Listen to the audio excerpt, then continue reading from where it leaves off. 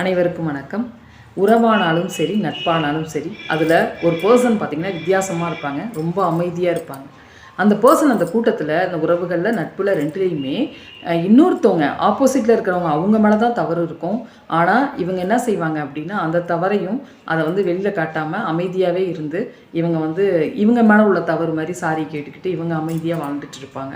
ஆனால் உண்மையாக இதுக்கு மற்றவங்க வைக்கிற பேர் என்ன ஆகிடும் அப்படின்னா, ரொம்ப கோழையவங்க, ரொம்ப பயந்தாங்குழி, ரொம்ப வேஸ்ட்டு, எதுக்குமே லைக் இல்லை. பார்த்திங்கன்னா அவங்க வேறு மாதிரி ஸ்ப்ரெட் பண்ணிகிட்டு இருப்பாங்க. சில பேர் அதை பயன்படுத்திக்கிட்டு இருப்பாங்க. அது தெரியாமல் இவங்க அந்த உறவோ நட்போ நம்மளை விட்டு போகக்கூடாதுங்கிறதுக்காக இவங்க அந்த அமைதியை கடைப்பிடிச்சிக்கிட்டு இருப்பாங்க. அப்போது மொத்தத்தில் இது வேஸ்ட்டு தான் இல்லையா? நாம் அதில் இன்னொரு விஷயம் என்னென்னா, அவங்க தப்பை நம்ம சொல்லி காட்டாமல் இருக்கும்போது அவங்க அப்படியே அதிகமாகி அவங்க அதே மாதிரியே பழக்கப்பட்டுருவாங்க. அவங்க தான் செய்கிறது தான் கரெக்டு, இவன் அமைதியாக இருக்காங்க அப்படின்னா நம்ம செய்கிறது தான் கரெக்ட் அப்படின்னு நினச்சிட்டு அப்படியே இருந்துருவாங்க. அதனால் அமைதி தேவை தான். அது சில விவாதங்களை தவிர்க்கிறதுக்கு நம்ம அமைதியை பயன்படுத்தலாம்.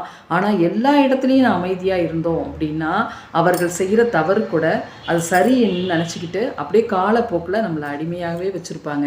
அவங்க செய்கிற தவறும் அவங்களுக்கு தெரியாது, நமக்கும் நம்ம உண்மையான அந்த அமைதியான குணமும் அவங்களுக்கு புரியாது.